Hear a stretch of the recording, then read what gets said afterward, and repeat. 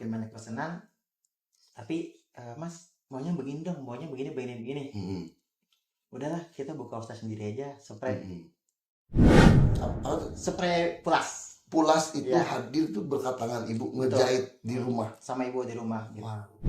Itu program yang diinisiasikan oleh Pemprov Jawa Barat khusus untuk pengembangan ekonomi pondok pesantren. Karena kita tahu pondok pesantren itu mereka punya market yang besar kan. Banget. Tuh. Tapi saya usaha dapat untung, udah selesai gitu aja gitu. Tapi makin kesini ternyata ternyata pesantren gitu. Karena kalau misalnya kita hanya fokus pemasaran kita dan pesantren, kasihan nih orang-orang di luar. Kalau memang produk kita bagus, kenapa kita nggak bangga nih sama produk kita gitu. Nah,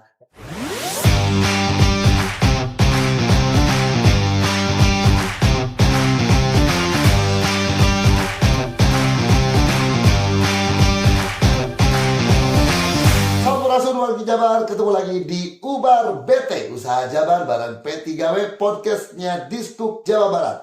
Masih sama saya Edi Brokoli pastinya di episode yang kesekian. Alhamdulillah, terima kasih buat kalian Wargi Jabar yang selalu menonton, menunggu Ubar BT episode ke episodenya semakin seru. Dan di episode kali ini seperti biasa kita akan ngebahas tentang pendidikan, pelatihan perkoperasian, dan tentunya wirausaha Jawa Barat untuk wargi Jabar semua. Dan di episode kali ini narasumber kita adalah owner dari Pulas yang biasanya kalau di Ubar BT produknya ada di sini karena bisa saya makan. Kali ini produknya nggak bisa ada di sini karena tidak mungkin saya makan. Bisa oke di Anggo Bobo. Dia adalah Kang Farid. Assalamualaikum warahmatullahi wabarakatuh, Kang Farid. Waalaikumsalam warahmatullahi wabarakatuh. Terima kasih nih Kang yang udah diundang ke sini. Terima kasih sudah mau datang ke sini. Wargi Jabar, ini adalah Kang Farid, owner dari Pulas, bener ya? Pulas itu lambung bahasa Sunda ya, artinya ngecat pulas di Pulas. Kalau bahasa Indonesia tidur pulas. Betul. Nah, itu tadi makanya produknya coba kita lihat dulu produknya. Ini punten ini produknya nggak bisa dicobain. Kalaupun bisa dicobain kita harus syuting terpisah ya. Ini spray, betul ya, ini spray. Ya, ini bed cover. Ini bed covernya. Oke. Satu set spray dan bed cover. Oke. Kalau kita ditaruh di sini terus kita nggak bisa kelihatan, jadi ketutup ya. Kita taruh lagi di bawah. Ya ini Pulas ya. Packagingnya udah luar biasa ya, udah nggak kalah dengan yang mungkin wargi Jabar bisa beli di store-store yang besar-besar ya. Tapi ini ternyata UMKM. Ini yang seru yang bakal kita bahas. Nah, selain owner dari Pulas dan Pulas produknya adalah bed ya. Betul. Apa namanya? Bedding. Juga nanti kita akan bahas karena Kang Farid ini juga alumni atau apa ya disebutnya dari? Bisa dibilang alumni sih Kang. Dari OPO. Betul. OP One Product Pesantren. One Product One Pesantren. Terima kasih buat kalian yang sudah komen di Instagram dan di YouTube juga. Boleh dong bintang narasumbernya sekali-kali alumni atau juara OPO katanya. Kita hadirkan sekarang di sini ya. Kita bakal ngobrol soal Pulas dulu berarti sekarang. Nanti kita bicara soal OPO-nya. Oke. Kak Farid, bagaimana lahirnya Pulas ini? Pulas. Nah, berarti nama produknya Pulas. Iya, nama produknya Pulas gitu. Jadi kenapa kita namakan produknya Pulas itu sebenarnya dulu awalnya itu kita masih teman-teman itu pre-order spray Kang. Pre-order spray. Teman-teman yang mana nih teh? Zaman-zaman kuliah Kang. Oh, waktu kamu kuliah. Betul. Zaman kuliah itu banyak tuh yang karena mungkin masih maba ataupun malas untuk beli spray, nggak tahu gimana yang bagus. Alhamdulillah pas waktu itu beli banyak nih teman yang mau pesan gitu, sekalian deh gitu. Ntar dulu kok tiba-tiba pesan? Emang Bang Farid bikin? Dulu kan? Itu nitip doang awalnya. Kamu beliin di tempat lain? Iya, awalnya beliin di tempat lain. Dagang kamu teh gitu, dagang spray gitu. Iya, dagang spray. Gampangnya begitu, ya. Dagang spray untuk teman-teman mahasiswa baru. Iya, mahasiswa baru gitu. Gimana dagangnya gimana? Kalau dulu sih kita ngambilnya rata-rata di Tanah Abang, Kang. Oke. Tanah Abang kok gitu. Kepikiran untuk dagang spray? Soalnya pas awal-awal itu usaha yang teman-teman KM itu banyak nih makanan. Kayaknya makanan udah terlalu banyak nih, kayaknya kita nggak bakal dapet nih. Terus ada yang jadi apa, joki-joki buat tugas-tugas gitu juga awal-awal gitu. Ya kuliah ya kan. Nah kita mikir apa ya yang lainnya gitu. Sempat kepikiran kalau baju seragam udah ada yang ngambil-ngambilin. Ini kayaknya ada satu nih yang belum nih. Kepikiran hebat ya. Kasur apa ya? Enggak. Kasur kegedean. Kasur kegedean. Udah kegedean, modalnya nggak ada gitu. Terus apa nih? Ya udah deh, yang lain nih kayaknya bagus nih. Spraynya aja gitu. Karena waktu itu seingat saya itu spray Kos-kosan lah. kos-kosan itu kan kecil kan ya. Terus harganya juga masih relatif murah gitu. Kita ambil harga grosir, mungkin bisa harganya beda sampai dengan berapa persen. Ada selisih lah pokoknya. Nah selisihnya nih alhamdulillah yang kita ambil dari situ. Nah mulai makin banyak pesanan. Tapi Mas maunya begini dong, maunya begini. Udahlah kita buka usaha sendiri aja, spray. Pertama-tama mulai itu banyak nih yang aduh ukurannya salah gitu. Harusnya Queen, Queen gitu dan lain-lain. Mungkin tahunya kita ukurannya 100, 200, 180. Nah ada juga kan yang belinya itu berdasarkan ukuran namanya Queen, King dan yang lain. Kadang orang mesinnya Queen, kita beliinnya yang ukuran 200 gitu. Kadang juga yang ukuran 200 kita beliinnya yang extra King. Jadi kadang suka salah gitu. Nah yang salah ini suka numpuk, akhirnya kita flash sale dulu. Udahlah ini ada spray nih, jual modal aja deh gitu. Makin lama ini tempatnya nih kayaknya gak cukup nih gitu. Terus kalau kita beli ke sana harganya kayaknya ini marginnya masih tetap kecil. Ketemulah ngobrol sama ibu waktu itu. Bu, aku butuh tambahan uang nih buat kuliah. Karena memang zaman kuliah dulu selain usaha spray itu ada usaha sampingnya kan. Jadi usaha sampingannya itu pengurusan jenazah. Apa itu? Pengurusan jenazah. Pengurusan jenazah. Iya betul. Apa yang diurus? Dari pemandian sampai kita makamkan itu kita yang ngurus gitu. Jadi alhamdulillah sekali pelayanan itu mungkin kita dikasih 100, 150 gitu. Bukannya itu seikhlasnya, kamu nggak boleh narif ya? Nggak boleh gitu. Jadi kita kadang ngasih 100, kadang 150, jadi seikhlasnya oleh keluarga. Nah yang jadi dilema itu kadang kita suka seneng kalau ada orang meninggal. Orang yang dari lahir kamu alhamdulillah. Kita alhamdulillah. Tapi orang Mas ada yang meninggal nih hari ini 2, alhamdulillah. Kok 2 doang sih gak banyak? tapi pegali kubur juga gitu ya? Iya betul. Iya kan? Ada orang meninggal alhamdulillah ya. Mereka senang. Benar. Nah udah karena memang kuliah, akhirnya nggak bisa nih ngurusin jenazah lagi gitu. Akhirnya lanjutlah usahanya di bedding ini gitu. Setelah ibu bisa jahit, ibu minta tolong jahitin bu ini spray-spraynya gitu. Gitu awalnya. Daripada kita ngambil ke Tanah Abang dengan harga yang sama, tapi kita bisa harga yang sama spek yang lebih tinggi gitu. Mungkin yang pertama bahannya grade A atau grade B gitu. Nah mungkin yang kita produksi dengan harga yang sama kita bisa dengan produk yang bahan premium gitu kan. Ngambil bahannya tetap di Tanah Abang dulu. Ambil bahannya tetap di Tanah Abang. Cuman dijahitin sama ibu. Jadi sama ibu. Salam dong buat ibu saya. Alhamdulillah ibu masih ada. Bu. Awal mulanya apa namanya? Spray Pulas itu hadir tuh berkat tangan ibu ngejahit di rumah. Sama ibu di rumah gitu. Wow, luar biasa.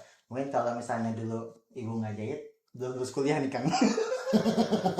Terbantu banget dengan jualan spray ini. Dengan spray gitu. Kadang sampai sempat itu di semester berapa mau gak lanjut kuliah gitu. Karena saking nyamannya juga. Karena sama ya tuh, saking nyamannya jualan, sama mikir kayaknya kalau kuliah ini uangnya habis buat kuliah jadi bayar. Gitu. Udahlah. Putar aja deh. Dulu deh. Buat kelas dulu gitu. Sama ibu tahu gitu. Kamu kuliah, jangan nggak kuliah gitu. Kalau misalnya kamu nanti amit-amit usahanya bangkrut, iya. Kamu ada pegangan ijazah, kamu bisa kerja dan yang lain. Kalau misalnya kamu nggak kuliah, terus usahanya bantu. Aduh ya Allah, udah jatuh ketimpa tangga katanya begitu. Saya itu dulu sempat kecelakaan kan, gara-gara pernah ngebantah ibu gitu. Tuh, ini nggak boleh. Itu tahun 2010 Durhaka. itu. Oh, kamu sempet jadi anak durhaka. Gara-gara kabur dari rumah nggak ngomong-ngomong gitu. Saya dari pagi udah ancam. Ya kamu lah ngomong-ngomong atuh. Mana kamu ngomong mah bebenya lain kabur atuh. Mah abi kaburin aja atuh eta mah lain kabur bebeja. Dari pagi tuh udah niat kan. Tapi ibu udah tahu nih. Ini anak pasti siang nih mau kabur nih gitu. Karena emang waktu itu zaman sekolah saya pernah sakit gitu. Ibu tahu nih mau ingat waktu itu mau nonton Persija. Gitu. Siangnya tuh mau berangkat. Gitu. Nah sama ibu ditahan dari pagi gitu. Ibu tuh tahu kamu kemana. Udah gak usah pergi. Akhirnya ibu tidur, saya keluar naik motor. Di jalan kok ngantuk, bawa motor, kecelakaan lah jatuh gitu. Bangun-bangun di rumah sakit ini robek, aduh tuh badannya udah luka-luka semua, udah apa muntah busa juga gitu. Nah di situ ibu nangis, saya minta maaf sama ibu, aduh nggak gini lagi deh bu, janji. Memang nggak boleh sih sama ibu, aduh. Iya. Sama ibu ya apalagi. Kalau sama bapak boleh. Kalau nggak apa-apa. Pantesan gua bapak-bapak suka dibohongin anaknya. Ibu-ibu mah emang, ibu-ibu mah emang bahaya banget kalau dibohongin ya. Kalau bapak-bapak kayaknya nggak apa-apa. Ya udah. Jadi nggak boleh ya, nggak Ya, boleh itu. betul. Terus dari celaka itu hikmahnya? Celaka itu udah sejak itu ibu mau apa, mau disuruh apa, ibu bilangin apa, nurut deh Nurut. gitu. Nah kalau misalnya nggak gini lagi, karena pas waktu itu untungnya saya itu jatuh di jembatan kan. Jembatan itu Masih aja ada untungnya. Orang Indonesia kan? jatuhnya itu ketahan sama pembatas. Kalau mungkin waktu itu nggak ada pembatas, mungkin udah jatuh ke sungainya itu gitu. Karena sungainya itu pintu air. Waduh, kelar deh. Tuh, iya kalau udah jatuh gitu, polisi juga bilang ini kalau nggak ada ininya mungkin udah nggak ada orangnya kayak gitu. Nah di situ ngeliat tempat kejadiannya, motornya udah hancur, semuanya udah, aduh ya Allah, udah deh, ini udah cukup sekali ini aja deh, udah sama aku. Kayak betul-betul teguran ya. Iya, masih, itu. masih berani kamu ngelawan orang tua Iya. gitu kan. Tuhan gitu kan. Ampun, ibu, ampun. Ya cukup ya Udah. disentil cukup Iya ya. udah, itu udah Mentok lah. mentok udah Kalau masih berani mah keterlaluan aja. udah digituin. Nah lanjut kuliah, nih ibu ngasih masukan, ada bapak mungkin yang nggak cocok, aku bilang ke ibu kayaknya nih kayak gini nggak cocok deh gitu. Oh ya udah bagusnya kayak gimana. Jadi enaknya sama ibu, ibu mau memasukkan juga dari kita gitu. Karena kita itu total 10 bersaudara kan. Oke. Saya anak pertama. Kamu punya saudara 10? Iya, kita 10 saudara. Adik saya itu paling kecil itu umur 1 tahun 8 bulanan. Saat ini? Saat ini. Wow. Gitu. Kan sempat ngomong gitu, Mas, kamu tuh anak pertama. Kalau kamu nggak bisa jadi contoh yang baik buat adik-adik kamu, kayak gitu, kasihan adik-adik kamu. Nanti ketika adik-adik kamu besar, belum tentu adik-adik kamu itu ngelihat ibu sama bapak. Gitu. Nanti ketika adik-adik kamu kuliah, wisuda, belum tentu ada bapak sama ibu yang mau pilih mereka. Gitu. Dan ketika nikah juga sebaliknya. Kalau kamu nggak bisa merubah nasib kamu, kalau kamu nggak bisa jadi orang yang lebih baik, kasihan mereka. Gitu. Mereka kecil nggak punya kasih sayang dari orang tua. Gitu. Ketika gede, sama abangnya nggak deket juga nih. Kasihan nanti nggak ada yang didik mereka, nggak ada yang ngayomin mereka. Tugas Mas Farid emang berat jadi anak pertama. Nah di situ ngomong sama adik yang paling ke nomor 2 gitu. Agama saya ini nggak bagus gitu. Tapi saya bisa mempertanggungjawabkan apa yang saya pelajari gitu. Kalau dibandingkan adik itu emang agamanya dan kelakuannya itu selaras kan gitu. Kalau saya tuh kadang masih azan nih, tar dulu lah makan dulu gitu. Azan nih, tar dulu belum selesai. Gitu. Kalau adik itu beda. Azan lah sudah tinggalin. Jangan-jangan azannya juga udah ditungguin sama dia Maya. Nah, jadi sekarang itu beliau aktif di DKM Masjid, tapi di ininya kan di lapas di Jakarta. Oh. gitu, ngisi untuk Jumatan, terus kemarin taraweh dan lain-lain gitu. Nah, hasil dari pulas itu sebenarnya untuk adik ini juga gitu. Hmm.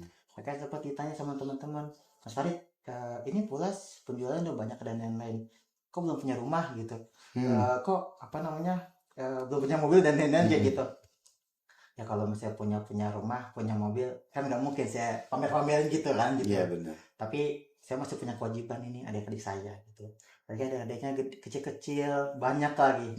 Kalau misalnya saya egois, kasihan mereka gitu. Mungkin yang harusnya uangnya bisa saya gunakan buat mereka masuk SD yang lebih bagus, buat beli seragam dan lain-lain. Tapi karena saya egois, uangnya buat saya beli rumah sendiri dan lain-lain, nanti dulu lah gitu. Ya kalau misalnya rezeki pasti Allah kasih kok ke kita gitu. Pasti. Betul. Iya. Dan saya merasa sampai saat ini alhamdulillah Allah selalu ngasih kecukupan buat saya gitu. Dari makan alhamdulillah ada, kita pengen makan ini bisa, seenggaknya apa yang kita butuhkan selalu Allah kasih lah gitu. Pasti. Betul. Kadang misalnya ngeliat teman-teman gitu, kok bisa ya itu jalan-jalan keluar negeri dan lain-lain gitu, pokoknya nggak bisa habis gitu. Pokoknya dari mana? Belum aja. Umur berapa sih Mas Farid? Saya tahun ini Juli Kalau boleh ini tanya. 28 Kang. 28. Tenang tuh 28 masih panjang perjalanannya. Belum aja nanti setelah uang dari pulas buat keluarga suatu saat nanti kan umrohnya bareng-bareng. Iya. Nanti 2 tahun. Umur 2 bulan mungkin. Umur 2 bulan. Bukan ngomongin gitu. Bukan. Ini sekeluarga nanti umroh ya. Amin. Keluarga dulu, nanti karyawan-karyawannya pulang bisa umroh semuanya. Nanti ada saatnya. Betul. Pasti itu mah. Oh jadi ceritanya panjang ya, jadi seru banget ya. Jadi seru banget. Jadi pulas itu akhirnya berkahnya bukan cuma buat masalah sendiri. Iya, betul. Terus keluarga dilibatkan juga untuk keluarga diproduksi. itu, Selain ibu ya, ibu udah pasti ya. Betul. Jadi ada adik juga itu yang bagian pemasaran kan. Jadi pemasaran itu yang internal itu dipegang sama adik, dan beberapa produksi dan lain itu dipegang sama karyawan di panti asuhannya gitu, di pondok pesantrennya gitu. Nah ini yang akan kita bahas di segmen berikutnya nih, yang berhubungan dengan pondok pesantrennya. Cuman balik dulu, berarti ini pulas umurnya udah berapa sampai sekarang? Kalau untuk per tahun ini mungkin sekitar 6 tahun lah Kang. 6 tahun. 6 tahun. Pemasarannya udah sampai mana aja Mas Farid? Paling jauh itu kita kirim produk itu ke Hungaria gitu. Wow. Ke sana. Sugan urang teh kan di Indonesia bungkus ya. Ternyata sampai Hungaria. Betul, Hungaria di sana. Wow. Siapa? Maksudnya kenapa bisa ada channel ke sana? Waktu itu ada diaspora dari teman-teman di sana. Gitu. Mas, permintaan bedding di sini banyak ternyata gitu. Akhirnya karena memang kita waktu itu masih belum tahu ekspor impor gitu, kita cobalah kirim beberapa melalui teman-teman diaspora gitu. Selanjutnya dibantu sama dari kementerian yang megang pos itu, saya lupa apa gitu kan. Nah, dibantu sama program mereka. Jadi produk-produk itu dikumpulin. Oh, yang mau kirim ke Eropa siapa aja nih gitu. Nanti mereka yang bantu shipping kayak gitu. Mulai dari legalitas, surat menyurat, semuanya mereka bantu. Sampai ke penerimanya di sana. Gitu. Udah sampai Hungaria. Tapi kalau di Indonesia udah di mana aja? Kalau di Indonesia sih kita masih fokus di Pulau Jawa sih kan. Paling jauh itu di Palembang kita. Kan bukan Pulau Jawa, Palembang. Oh iya. Fokusnya di Pulau Jawa, tapi sudah ada di Sumatera, di Palembang. Sudah ada di Palembang gitu. Wow. Kan kasur Palembang tapi sampai sini juga ya invasinya. Tukeran kita. Kasur kita ngirim spray. Itu spray doang sama bed cover, spray, bantal guling, sarung bantal, sarung guling, dan gitu bantal guling juga gitu. Dan bantalnya ada. Bantalnya bahan. Kalau bantal itu kita pernah kerjasama itu kirim ke Jepang. Tuh, tapi bantalnya tuh yang polyester yang kalau misalnya kita taruh air di sini, nah itu enggak lama baliknya lagi. Itu waktu itu kita kerjasama sama perusahaan itu kita kirim ke Jepang. Jadi mereka Jepang kan QC-nya rela banget tuh. Betul. Itu sampai beberapa kali itu ada misalnya ada bekas tumpahan minyak mesin gitu. Oh nggak Mesin bisa, tetes gitu. nggak bisa. Ganti mesin. Padahal kan satu piece-nya aja itu mungkin bisa harga 100 gitu. Kita berapa kali ganti gitu. Aduh, lumayan juga segini gitu. Jadi kira bisa sampai 3 juta gitu. Tapi ya udahlah, mau apa juga kita masih awal. Iya. Masuk di situ. Nah, yang barang-barang yang risikan ini akhirnya kita kasih giveaway gitu waktu itu kan. Nah, yang alhamdulillah pas udah kirim banyak COVID tuh. Iya. Aduh, kalian ya Allah. Tapi kan COVID kan orang kan disuruh diam di rumah, berarti beddingnya harus bagus. Iya, waktu itu kita nggak bisa pengiriman tuh Kang jadinya. Oh, masalahnya di pengirimannya. Pengiriman semua keputus semua. Keputus semua itu semua ekspedisi semua Iya. tutup itu semua. Nah, ya udahlah, ya yang ada akhirnya kita kasih kita kirim ke apa namanya teman-teman semua dari dekat situ. Jadi market terbesar sekarang masih di Pulau Jawa. Masih di Pulau Jawa, Pak, alhamdulillah. Jadi ada. yang fokusnya di Pulau Jawa dulu, ya kan? Fokus di Pulau Jawa Ya, dulu. Pulau Jawa dulu. Market terbesarnya dari rumah tangga, masih dari mahasiswa, atau Masih banyak kan itu dari mahasiswa. Data terakhir kita itu di tahun ini tuh mahasiswa. ada Instagramnya nggak itu? Ada Instagramnya. Ini langsung dicek nih Instagramnya kalau mau. +_bedding staff. Gitu. +_bedding staff. Jadi kalau mau ngecek ya Wargi Jabar di situ. Nah itu tadi kan udah dihadirkan di sini ya, kualitasnya berarti udah bisa sampai ekspor ke Hungaria, sempat ke Jepang juga, sekarang akan sudah merajai Pulau Jawa dan segera akan ekspansi ke pulau-pulau besar lain di Indonesia ya. Palembang sudah ya. Palembang sudah. Nextnya nanti mungkin Kalimantan, Sulawesi dan seterusnya. Dan tadi udah kesinggung sedikit sama Mas Farid ya, Wargi Jabar, bahwa Mas Farid ini dan Pulasnya adalah alumni, gampangnya alumni aja ya. Iya, alumni betul. Alumni dari program OPOP. Seperti apa ceritanya kita bahas di segmen berikutnya. Jangan kemana-mana, tetap di Ubar BT. Masih di Ubar BT, masih sama Mas Farid, ownernya Pulas. Mau ngingetin jangan lupa like, comment, subscribe, dan untuk komen terbaik nanti akan dapat giveaway dari Pulas dari Mas Farid ya. Mungkin spray, mungkin back cover. Tunggu aja ya, silahkan komen apapun. Dan ini juga salah satu, sekali lagi tadi ada yang komen di Instagram, nggak tahu di YouTube, pokoknya boleh dong alumni OPOP hadirkan jadi narasumber, ini dia ya. Dan kita sekarang ngomongin soal OPOP-nya ya, Mas Farid. Saya sendiri hostnya dapat brief soal OPOP belum terlalu banyak, tapi ya gitulah. Nah, Mas Farid yang bakal cerita soal OPOP, One Product One Pesantren. Bagaimana hubungannya Pulas dengan One Product One Pesantren ini? One Product One Pesantren, OPOP itu apa sih sebetulnya? Jadi OPOP itu program yang diinisiasikan oleh Pemprov Jawa Barat, khusus untuk pengembangan ekonomi pondok pesantren. Karena kita tahu pondok pesantren itu mereka punya market yang besar kan. Banget. Tuh. Tapi sayangnya itu beberapa badan usaha di pondok pesantren itu tidak dimaksimalkan.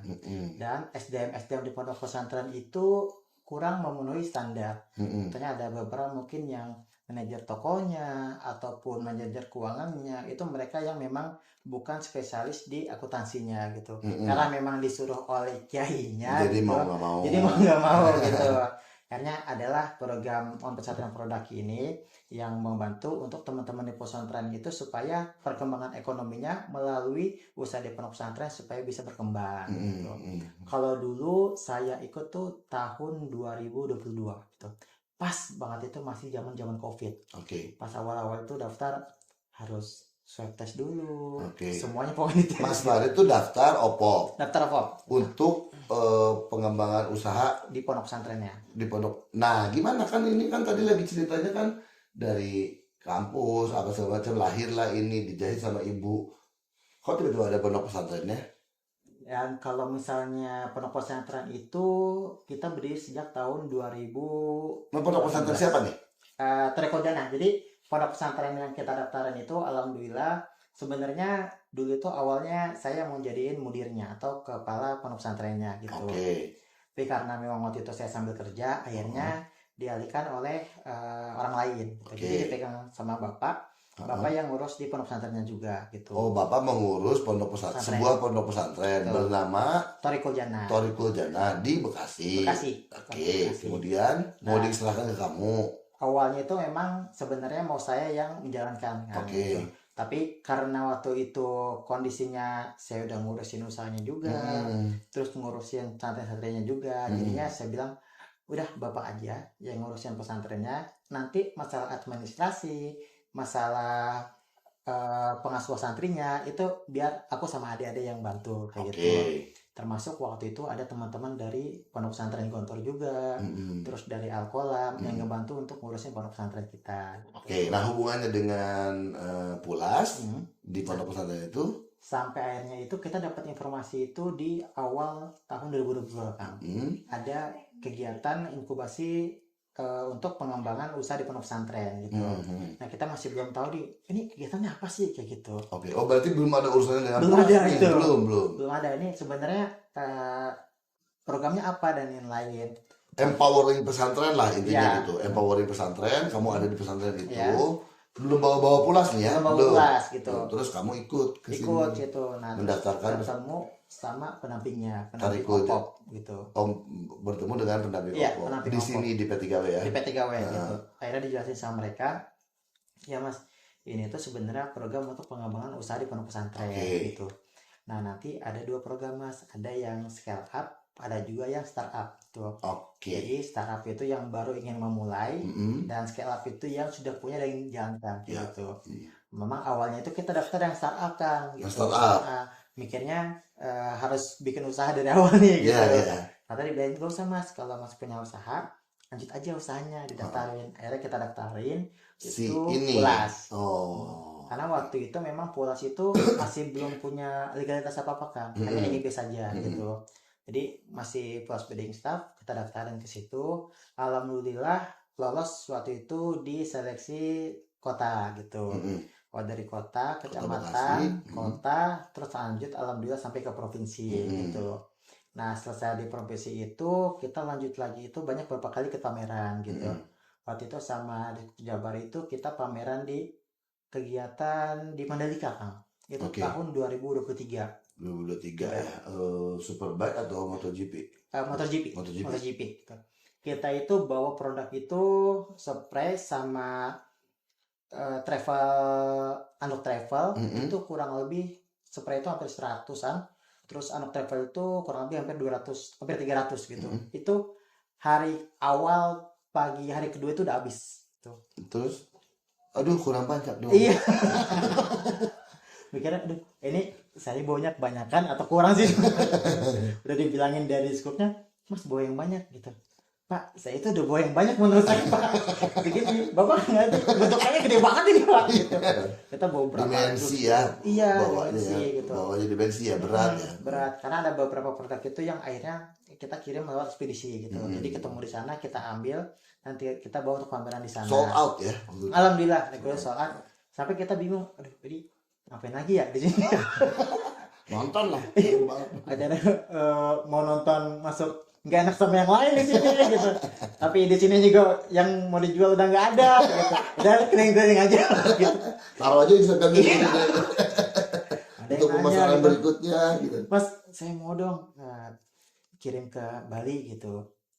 Oh ya boleh Pak gitu. Akhirnya dari situ kenal beberapa teman-teman pengusaha di Bali, di Lombok gitu. Kita kerjasama beberapa untuk hostel sama villa-villa mereka di sana gitu. Nah, kita kasih promo gitu. Kalau misalnya emang di sana dengan harga segini, kita bisa kasih bisa kasih kualitas yang sama bagusnya kayak di hotel bintang 3 minimal kayak gitu. Dengan jaminan kalau Nambah misalnya market ya. betul gitu. Karena memang kalau misalnya market yang di Bali, di Lombok kan itu memang dia fokusnya kan di wisatawan. Mau itu mereka pasti ya udah harga mahal nggak masalah Mas gitu. Yang penting produknya Mas Farid bisa masuk ke tempat kita dan nyaman digunakan oleh teman-teman di sini gitu. Karena selesai OPOP itu belum selesai tar dulu. Jadi OPOP-nya scale up karena scale up.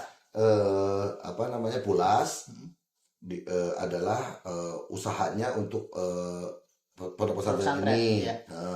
Di scale up. Scale up. Apa aja yang dilakukan oleh P3W untuk scale up itu? kegiatannya itu kurang lebih hampir 8 bulan kan waktu itu. Mm-mm.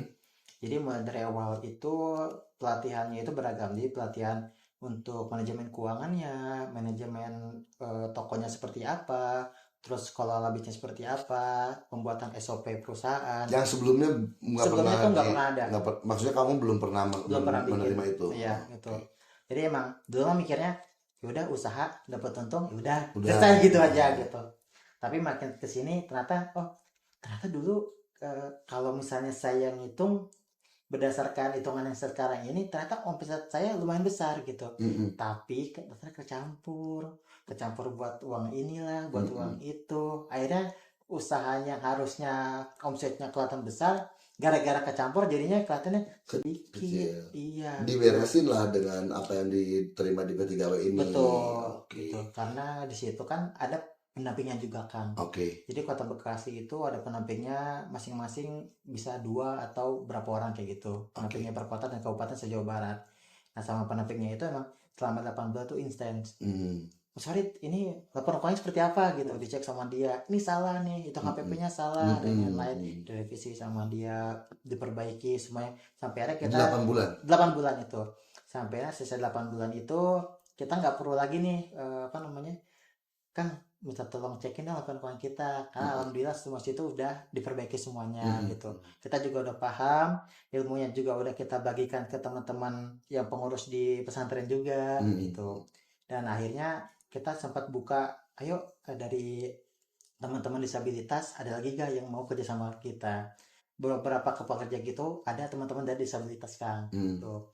Ya ada beberapa yang mungkin mohon maaf kakinya itu yang sakit tapi dia masih bisa ngelipat dan menggosok, kita minta yaudah kamu bantu di gosok sama lipat ya gitu.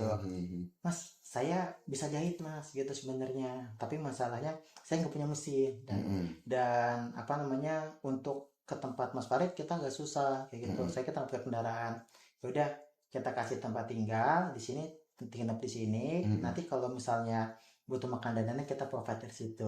Jadi usaha yang alhamdulillah berkat dari OPOP itu berjalan selama 8 bulan itu bisa ngidupin teman-teman di Ponpes. Oke. Nah katanya dengar-dengar sampai ada juaranya segala macam. Gimana sih maksudnya kan lolos di tingkat kota, masuk ke provinsi, terus ada kejuaraannya? Iya. OPOP tuh? Dulu itu zaman saya mulai dari juaranya itu kecamatan kabupaten gitu. Lolos dari kecamatan itu alhamdulillah waktu itu kita terima kurang lebih 25 juta gitu. Untuk dipakai apa 25 juta? Waktu itu kita buat perbaikan sama tambahan modal buat mesin, terus untuk bikin seragam dan lain-lain gitu. Terus kita lanjut lagi. Jadi yang bisa lanjut ke lolos kota itu yang lolos di kecamatan dulu. Di kota dipilih lagi nanti. Ya. Di kota itu waktu itu kita kegiatannya atau audiensinya itu di Karawang kan. Jadi per wilayah itu dibagi-bagi. Dan alhamdulillah waktu itu kita audisinya di Karawang. Itu alhamdulillah lolos untuk masuk di juara kota dulu. Dan alhamdulillah waktu itu untuk di kota itu kurang lebih hadiahnya sekitar 200 jutaan kan. Wow. Alhamdulillah gitu. Nah di situ waktu itu sempat mikir ini 200 juta itu sebenarnya kita nggak kepikiran kalau bisa kita bakal dapat gitu. Mikirnya pondok kita itu kecil, pondok kita itu nggak punya nama, tempat kita itu nggak ada orang yang kenal gitu. Bahkan pas kita kegiatan itu dengan pondok pesantren yang mungkin daerah dari Bekasi itu nggak tahu tuh, emang ada ya pondok pesantren namanya itu ya gitu. Ada pak, emang baru sebenarnya. Jadi di situ ajang kita kenalan juga dengan teman-teman pondok pesantren yang lain, dengan PKK yang lain gitu. Dan udah lulus alhamdulillah, juara di kota itu dapat 200, lanjut kita ke provinsi gitu. Untuk juara provinsi saya ingat banget itu waktu itu audit untuk lombanya itu jurinya itu kurang lebih ada 9 kalau nggak salah Kang. Itu ada dari rektor Unpad, terus ada Bu Feni, beliau owner Zoya, terus dari Bank BI gitu. Itu pokoknya memang juri-jurinya itu yang kelas-kelasnya itu udah jauh lah. Informasi yang di awal kita terima nanti dibikin 2 kelas mas. nggak usah takut lah, nggak usah khawatir gitu. Nanti kelas A sama kelas B intinya jadi jurinya dibagi dua gitu. Oh, empat paling lah kayak gitu, aman gitu. Ternyata nggak jadi ya. Ada Gabung semua. jadi satu. Kocok nih, dapat nomor berapa gitu. Sebelum terakhir, saya waktu itu nomor 5 apa saya gitu. Alhamdulillah gitu. Yang pertama itu gimana nih? Saya nggak tahu. Presentasi ya. Presentasi kan di situ. Presentasi. Karena emang untuk sebelum-sebelumnya kan kita presentasi mungkin masih enjoy karena jurinya cuma 3 gitu. Kalau sekarang kita kaget tiba-tiba langsung dok gitu. Waduh. Mau ngomong apa kita juga bingung. Tapi kita mau ngada-ngada juga mereka tahu. Jangan dong. Gitu ya deh itu. Udah pertama masuk sampai terakhir saya dikumpulin juga. Hari itu diumumkan untuk ya masuk ke final. Jadi alhamdulillah dari 14 itu kalau nggak salah yang lolos 7 dengan termasuk pondok pesantren Tariqul Jannah lolos di situ. Di situ sampai ngomong sama bapak gitu. Pak, ini kita udah najah apa enggak nih? Gitu. Lanjut apa enggak nih? Emang kamu yakin dapat? Enggak sih Pak. Kayaknya nggak bakal dapat Pak. Yang pertama lawan kita ini kompetitor kita ini sebenarnya pondok pesantrennya itu udah ribuan gitu. Saya ditanya santrinya yang berapa mas? Kurang lebih 80 bu, 80 gitu. Itu 80 startnya doang gitu. Enggak santri.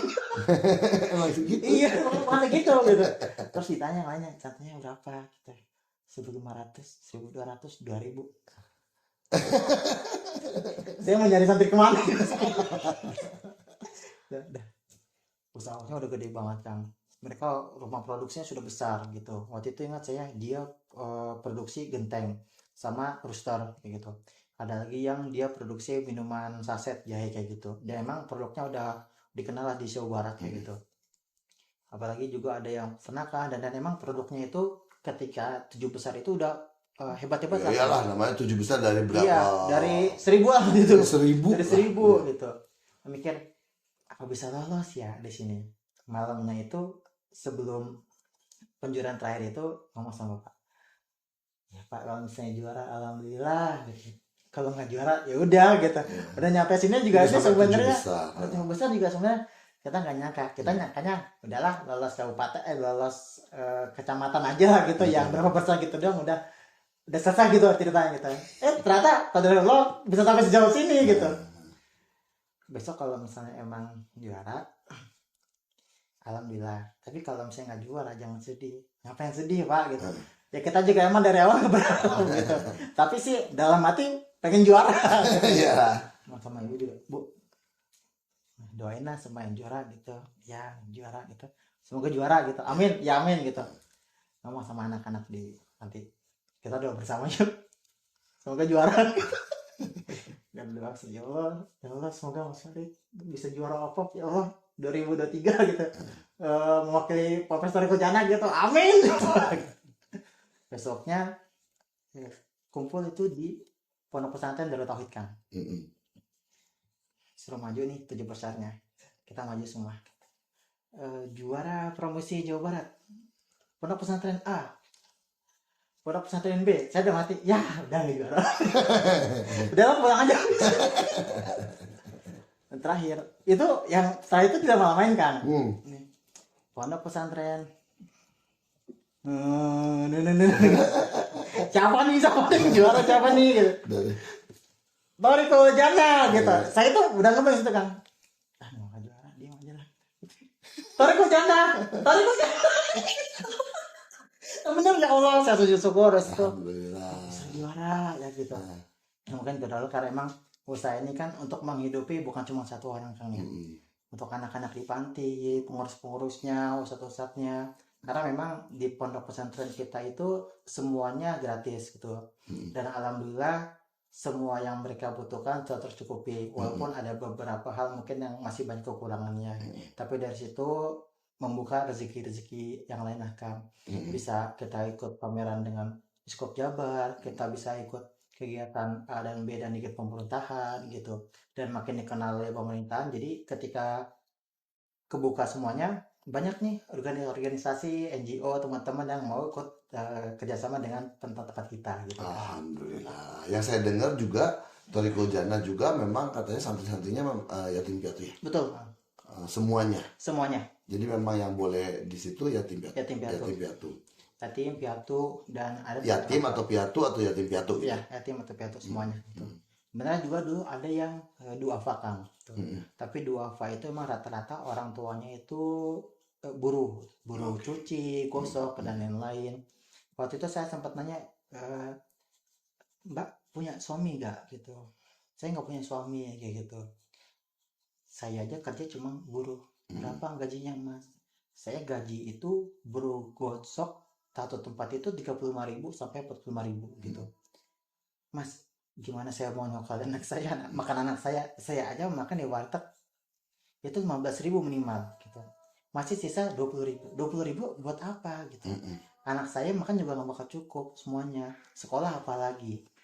Ya udah, kalau emang mau taruh di sini nggak apa-apa gitu, nanti kita urusin semuanya, kita bantu sampai dengan mereka kuliah kayak gitu. Dan mulai di situ kita kenal dengan pihak-pihak universitas, terus kenal sama dosen-dosen yang ada di Kota Bekasi dan Jakarta gitu. Termasuk waktu itu dengan kita ada kegiatan dengan IDI, Ikatan Dokter Indonesia gitu.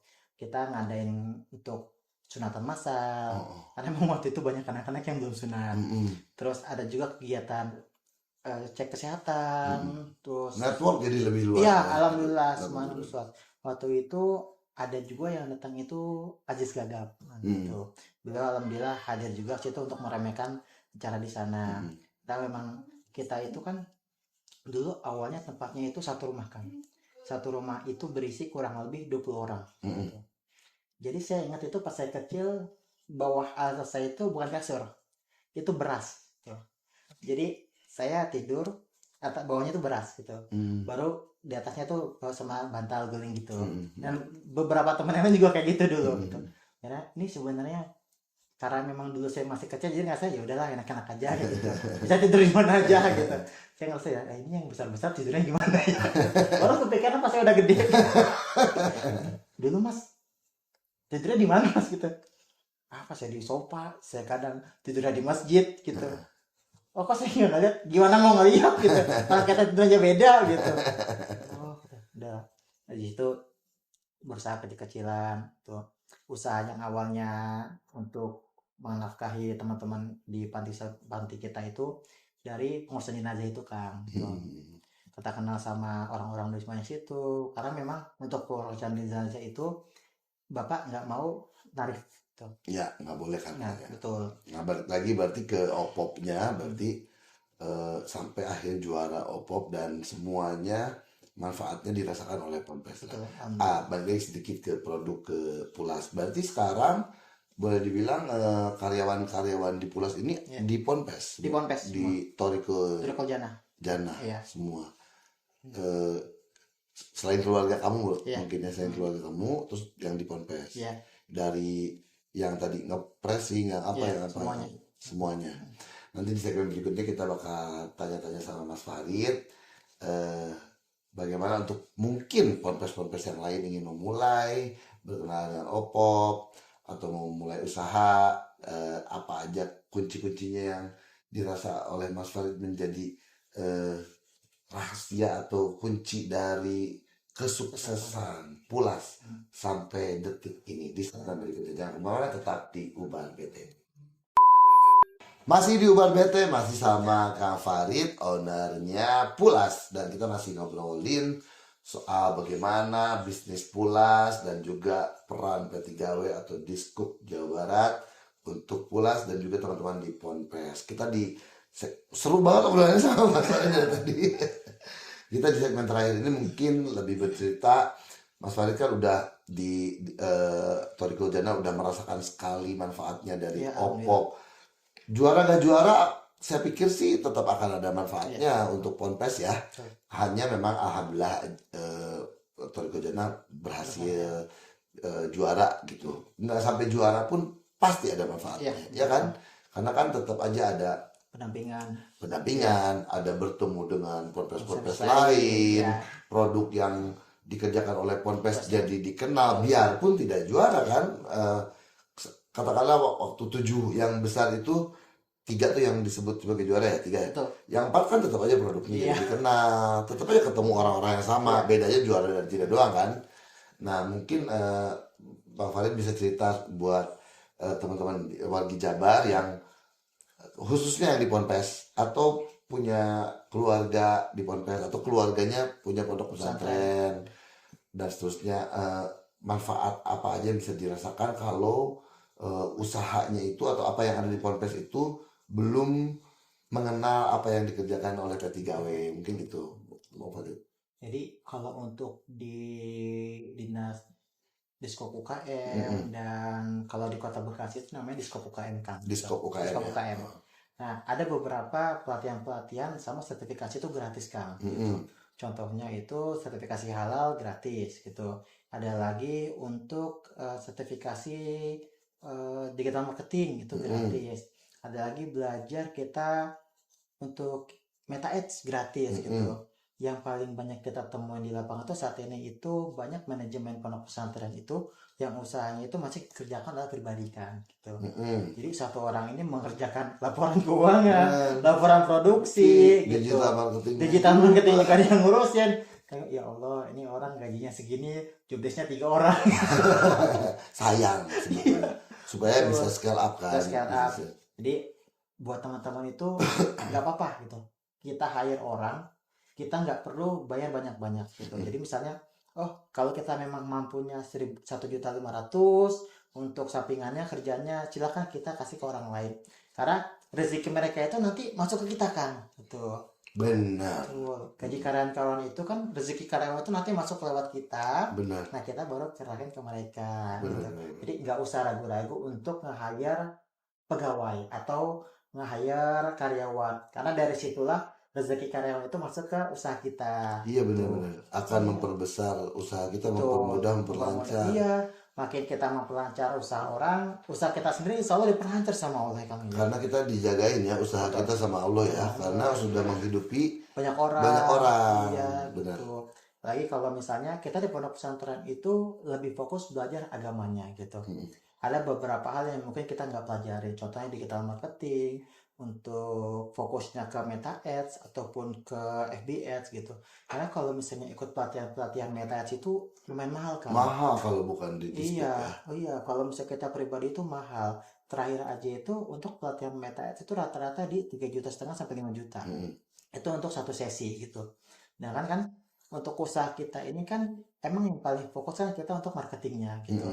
Nah kita yang di pondok pesantren itu pasti nggak bisa nih, nggak ada yang profesional marketing gitu kan gitu. Ya, kebanyakan seperti itu. Tuh. Di kemarin juga saya beberapa tempat ketemu teman-teman dari pondok pesantren gitu. Ayo hire ini aja gitu. Beliau bagus nih untuk TikToknya bagus beliau. Terus untuk masalah live beliau bisa ngomong bagus nih gitu. Bisa bantu masarin produknya. Karena kalau misalnya sekarang kita hanya naruh produk aja di Shopee ataupun Tokopedia atau Shopee itu susah kan kalau nggak di manage ya. Kalau nggak di manage itu susah.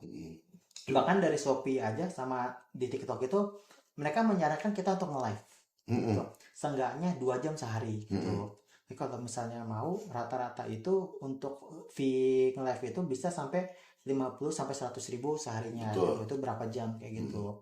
Nah lihat lagi, yang nggak tahu, yang teman-teman UKM ini jarang tahu itu bahwa perhitungan APP mereka itu nggak masuk dengan yang di Shopee atau di TikTok Shop gitu kan. Ada yang pajaknya itu 11%. Gitu. Nah, ya pajak 11% ini mereka tuh nggak hitung kan. Karena mungkin mereka, saya UKM, saya kan nggak bayar pajak gitu. Tapi ketika mereka belanja ataupun jualan di Shopee, di marketplace itu mereka pasti kena PPN itu gitu. Jadi salah ngitung. Iya, jadi salah ngitung. Kok saya setiap jual di Shopee ataupun di marketplace omsetnya kok selalu kecil banget ya? Karena potongannya jadi terlalu banyak di luar, banyak yang belum diketahui di situ. Gitu. Itu dari sisi digital marketing, marketplace dan sebagainya. Terus dari sisi-sisi yang lain mungkin kayak kan pelatihannya kan banyak kan, dari misalnya packagingnya harus seperti apa, kalau mau go internasional harus seperti apa, standarisasinya seperti apa. terlambat untuk dimulai dari sekarang? Nggak ada Nggak pernah, kata nggak terlambat pernah. untuk belajar farming gitu kan. Ponpes di Jawa Barat banyak Wah, banyak banget kan. banget potensinya masih. Potensinya sangat besar gitu. Kadang ayo kita terbuka dengan orang luar, kita pasarkan juga produk kita di pesantren gitu. Mm-mm. Karena kalau misalnya kita hanya fokus pemasaran kita dengan pesantren, kasihan nih orang-orang di luar. Kalau memang produk kita bagus, kenapa kita nggak bangga nih sama produk kita gitu. Mm-mm. Nah, kita pengen itu teman-teman di Kota Bekasi khususnya gitu yang di pondok pesantren, kita harus bangga nih sama produk buatan kita sendiri. Bener gitu. dong. Karena kita punya pride, pondok pesantren ini produknya ini nih bagus nih gitu. Gitu. Jadi kita juga bisa kenalin ke orang itu bukan hanya dari ilmunya tapi melalui produknya gitu. Benar. Kayak Jepang, mereka itu mengenalkan budayanya itu melalui animenya Ya, kayak ya, gitu. ya. Nah, kita gimana caranya mengenalkan produk pesantren kita nih? Yes, Gitu. gitu. Makanya ayolah kita banyak-banyak silaturahmi nih ke P3W gitu atau Ya. enggak ke Diskup dan lain-lain gitu. Dan alhamdulillah juga kan kalau misalnya kita ada media seperti ini kan itu makin enak banget nih Kang. Iya dong. Wah, pokoknya makin memperluas jaringan kita, Mm-mm. makin memperluas pemasaran kita juga Ya. gitu. Pengen lah, Mas Farid keliling-keliling juga nggak ke ponpes atau alhamdulillah. di sini aja kalau ada yang mau dapat pelatihan atau apa ke sini, Mas Farid kasih pelatihan juga ya? Kalau Di tahun ini alhamdulillah diamanahkan untuk jadi koordinator kan, koordinator UKM di Kota Bekasi. Gitu. Koordinator UKM di Kota Iya, Bekasi. di Kota Bekasi. Tidak hanya untuk ponpes berarti. Tidak hanya untuk Polres. Wah, gitu. mantap. Jadi nggak terbatas kalau dulu kan karena memang untuk Karena opop opop, jadinya opop, ya opop, ya. ponpes gitu. Kalau sekarang alhamdulillah teman-teman di pondok pesantren kita bisa ikut juga nih, kita bisa ngadain kegiatan juga gitu. Dan bulan ini itu kita tanggal 17 itu ada kegiatan dengan Bang BJB gitu. Oke. Kita pengen ayo teman-teman di pondok pesantren terbuka dan harus banyak belajar lagi karena nggak ada cara terang untuk belajar. Yes. Ngeganggu nggak kira-kira dengan apa yang harus dipelajari? Kan di pesantren belajar agama, ini malah belajar dunia nih. Kan kayak kita harus balance sih Kang sama ini Kang. Kata Rasul juga Harus harus balance. mengejar dunia seakan-akan mau hidup selamanya, Betul. harus mengejar akhirat Akhirat. seakan-akan mau mati besok. Besok. Nah, kita harus selaras. Masa kita sholat juga butuh makan Kang. Iya dong. Kalau kita nggak kerja, Iya. sholat lapar itu nggak enak. Di masjid sholat pas di pikirannya ayam pop nggak bisa ya.